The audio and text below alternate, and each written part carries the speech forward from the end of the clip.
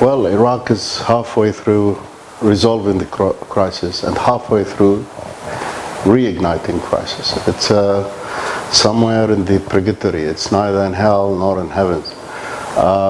Why is that? The new line pursued by the new Prime Minister is benign as an abstract thing. But the problem is implementation, and he seems to be very terribly slow. Second, he is under tremendous pressure from various groups, sundry groups, that renders, his policies, brought into a standstill in a sense. We still haven't got any law to institutionalize the National Guard concept, or to institutionalize the Al-Hashd al-Shabi, the popular mobilization force. We're still controlled by the militias. We have a big economic problem because of the decline of oil prices. And we haven't resolved also many of the regional problems that we have with the neighbors. So all in all, you find one part of the government trying to go in the right direction.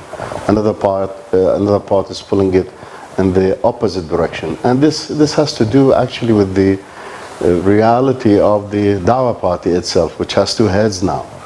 One head is the Prime Minister, the other head is the Deputy or Vice President Maliki, the ex-Prime Minister, who has a completely opposite view of what's going on or what should be going on in Iraq.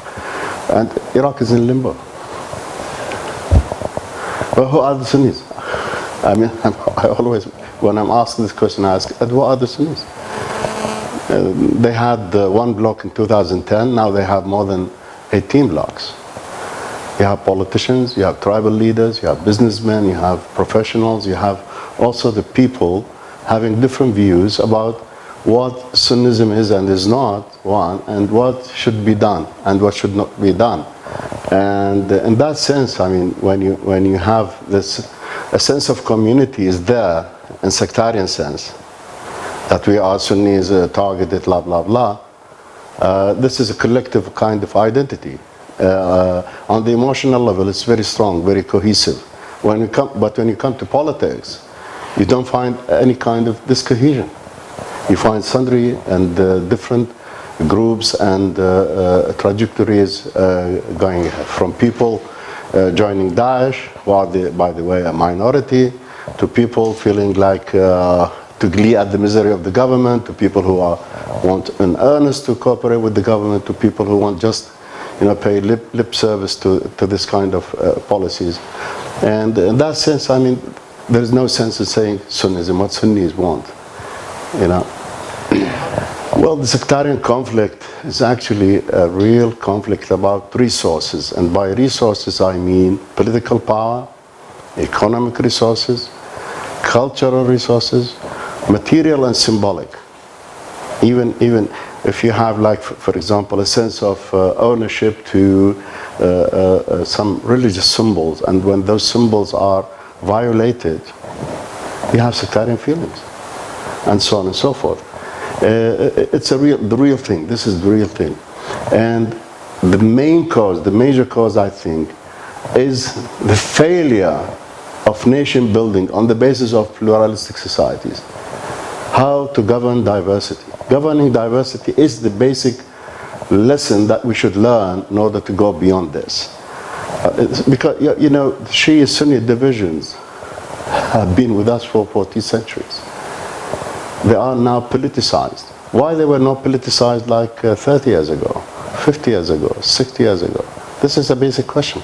Why they are not only politicized, but militarized in the whole region, across the region.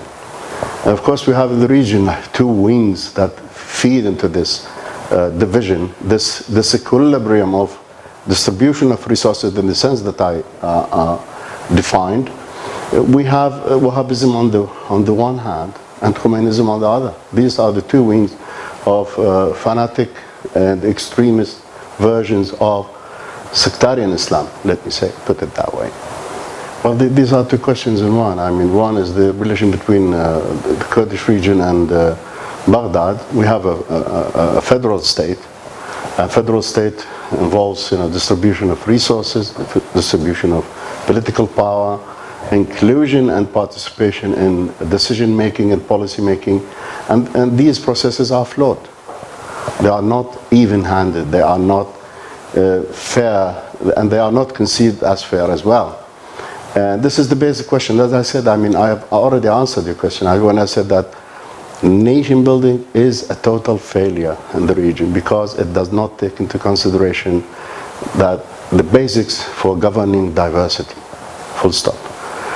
As for Daesh, I mean, on the military side, there is a good cooperation between the Peshmerga and the Iraqi armed forces, but there have been also skirmishes between Peshmerga and the Popular Mobilization Force, or the Al-Hashd al-Shabi, which is a bad omen for the future. It's a good sign of cooperation, but also we have a bad omen for the future. And all in all, Daesh has no future. One of my colleagues called it frontier caliphate. That's a caliphate that relies on gratis revenues without producing anything. And you can't go on like this. I mean, you just live on handouts. Once the handouts are curtailed or they are suspended for one reason, or if you lose them, then you go to the wall. You should ask the American policymakers for that. But, well, I think they have paid a heavy price in 9/11. And they have learned their lessons the hard way.